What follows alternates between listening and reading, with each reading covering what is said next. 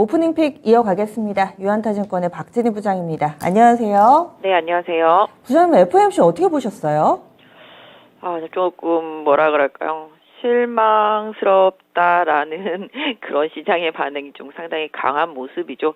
사실 이제 파월이 어느 정도 발언을 해주면서 일단 금리 인상에 대한 속도 조절 요런 부분에 대한 언급은 확실히 했는데, 금리 인하는 기대도 못하게끔 입을 틀어 막았고요. 그 다음에 물가가 2% 갈 때까지 계속 금리 올리겠다는 뉘앙스로 말을 했기 때문에 속도는 조절할 수 있어도 방향성, 상승시키는 방향성은 계속 유지해야겠다라는 시장의 해석이 나오면서 기술주와 성장주들이 급락이 나타났는데요.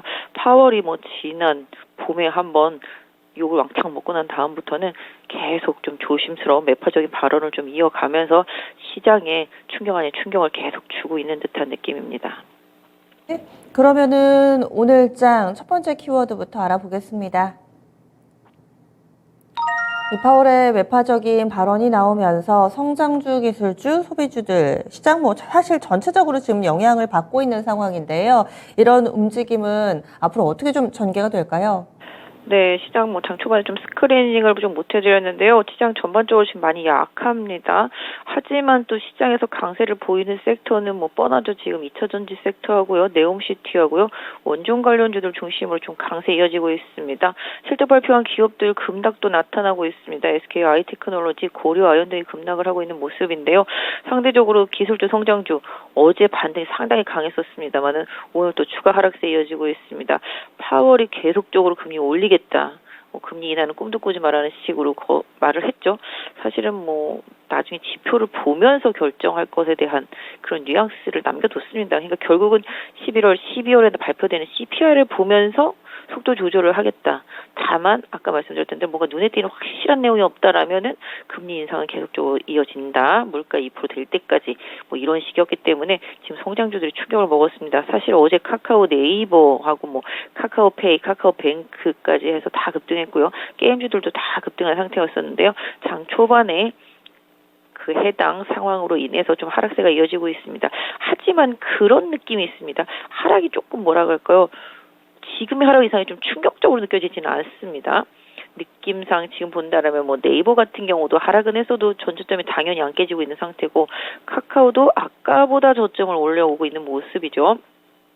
그 다음에 게임주들 보시면 아시겠습니다만은 상대적으로 하락폭이 제한됩니다. 어제 오른 거는 10%, 20%씩 올랐었는데 지금 빠지는 건 1, 2% 수준이다 라는 점 염두에 두실 필요가 있겠습니다. 그래서 일정 부분 성장주들의 약세가 부담스러운 상황인 건 맞지만, 그 다음에 그 파월의 금리에 대한 발언이 두려운 건 맞지만 시장도 어느 정도 좀 내성을 가져가고 있다 라는 점, 이 점 좀 염두에 두실 필요가 있겠고, 물론 지금 가장 타격이 큰 건 누가 뭐래도 소비주겠습니다.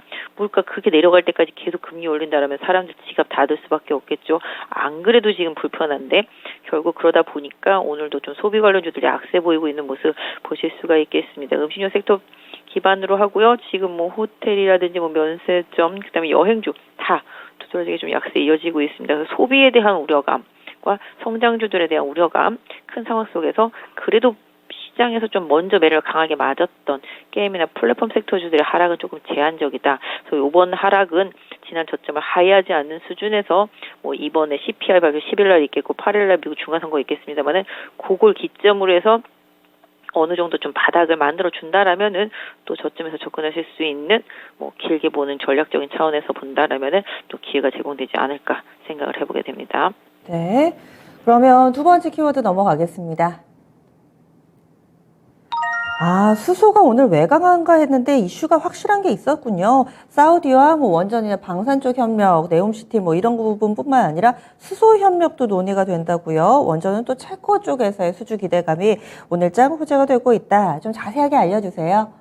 네, 말씀하신 대로입니다. 이제 또 빈살만이 지금 가장 핫한 테마가 되고 있습니다. 이번에 방한 유력하고 방한하게 된다라면 수소 에너지 투자와 관련된 협력, 이런 거 좀 논의 나올 수 있다. 얘기 나오면서 수소 강하게 올라오고 있습니다. 최근 시장 보시면 안 올라온 거는 뭔가 좀 이유를 달아서 계속 올라오고 있습니다. 거기다가 또 어제 원전 많이 빠졌었습니다만 오늘 또 강하죠.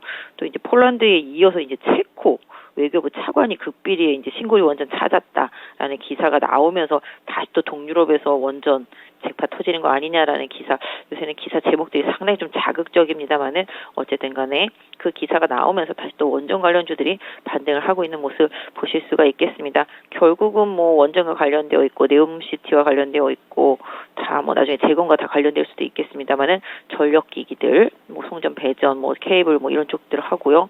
그다음에 원전 관련된 부품 업체들, 상당히 중소형주들도 좀 강한 흐름 보실 수가 있겠습니다. 또 뭐 건설주들도 잘 견뎌내는 모습 보실 수가 있겠습니다. 그래서 전체적으로 이런 쪽에 네옴과 원전, 재건 이 3박자가 다 수혜가 될 수 있는 기업들 위주로 해서 지금 시장에서 상대적으로 좀 강세로 보이고 있는데요. 시장 지수 대비해서 견조한 모습 좀 이어지고 있고 뉴스에 빠르게 영향을 받고 있는 모습 보실 수가 있겠는데요.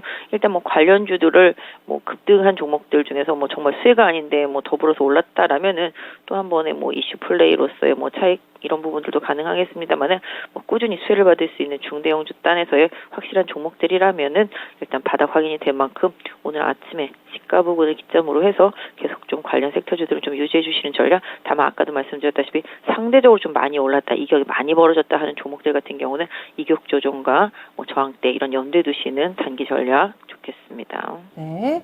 다음 마지막 키워드입니다. 이런 분위기지만 상대적으로 강한 종목군들이 있습니다. 강했던 종목이 하락할 때도 더 강한 것 같아요. 2차전지라든지 그리고 여기에 또 교집합을 가지고 있는 화학주 몇몇 건설 섹터 내에서도 시장 대비 강한 종목이 눈길을 끕니다. 이유는 어디에 있을지, 그러면 이쪽에서 확실히 좀 주도권을 잡았다고 봐야 될지 어떤 의견이신가요? 뭐 아시다시피 뭐 텍사스 연금 펀드가 중국에서 발을 빼면서 국내 시장에 계속 진입을 하고 있고 할 것이다. 앞으로 6개월간 계속 살 것이다. 뭐 이런 얘기들은 뭐 기사를 통해서 다들 보셔서 아실 것 같습니다. 오늘 시장 장 초반입니다만은 옛날 같았으면 외국인이 던져야 되는데 그렇게 팔지 않습니다. 지금 시장을 강하게 매도하는 주체는 기관입니다. 지금 금융투자 쪽의 매도세가 시장을 압박하고 있는데요. 계속 그런 부분들이 좀 시장의 주가에 영향을 많이 미치고 있습니다만은 외국인들의 매도세가 크지 않습니다. 또 특히 외국인들이 선호하는 종목들은 시총 상위 종목군들, 섹터 대형주들 하고요. 뭐 업종 대표주들 당연히 맞겠습니다. 그리고 좀 낙폭이 컸던 빈집인 종목들 위주로 매수를 해주고 있습니다. 최근에 보시면 기관도 이런 흐름에 좀 동참을 하고 있는 상태인데요. 화학주들 같은 경우가 최근에 좀 바닥을 드러내면서 지금 사실 뭐 경기 안 좋은데 화학주가 올라가는 거 말도 안 되죠. 그동안 또 공급 과잉에 엄청 시달리기도 했고요. 그런데 최근에 LG화학 실적 발표하면서부터 분위기 약간 좀 달라지기 시작했습니다. 뭐 대한유화 같은 경우도 전해기교, 전해질 있죠. 그다음에 LG화학도 뭐 양극재 소재 있습니다. 그다음에 뭐 롯데케미칼 같은 경우도 이제 일지머치를 인수했고요. 또 그다음에 계속적으로 소재 쪽들, 2차전지 소재 쪽들 하고 있습니다. 결국은 2차전지 소재와 관련해서 이제 화학주들, 대형 화학주들이 후발주로 좀 동참한 상황이라고 보시면 좋겠고요. 그다음에 상대적으로 2차전지가 강한 이유는 어쩔 수 없습니다. 위기일수록 가장 안전한 곳으로 돈이 몰릴 수밖에 없거든요. 이쪽이 가장 안전하다고 생각하니 또 이쪽으로 몰릴 수밖에 없습니다. 특히 또 LG에너지솔루션 시총으로 봤을 때 계속 돈은 들어오는데 LG화학이 80%나 가지고 있습니다. 유통 주식 수가 작기 때문에 상대적으로 계속 사는 족족 올라갈 수밖에 없는 상황이거든요. 이런 상황 때문에 또 이쪽이 더 강할 수밖에 없겠고 상대적으로 그동안 많이 올라와서 하락폭은 있겠습니다만 하락폭이 조금 제한되는 흐름들이 좀 나타나고 있다라는 점.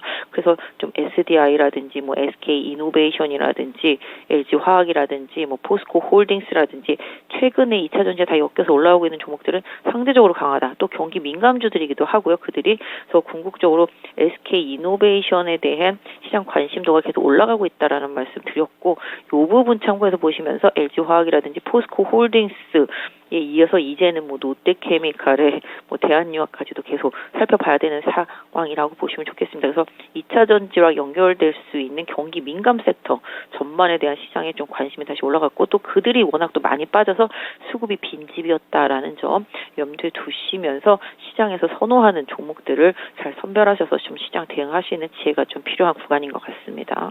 알겠습니다. 오늘 자세한 말씀 고맙습니다. 네, 감사합니다. 네, 지금까지 지니스 오프닝 픽이었습니다.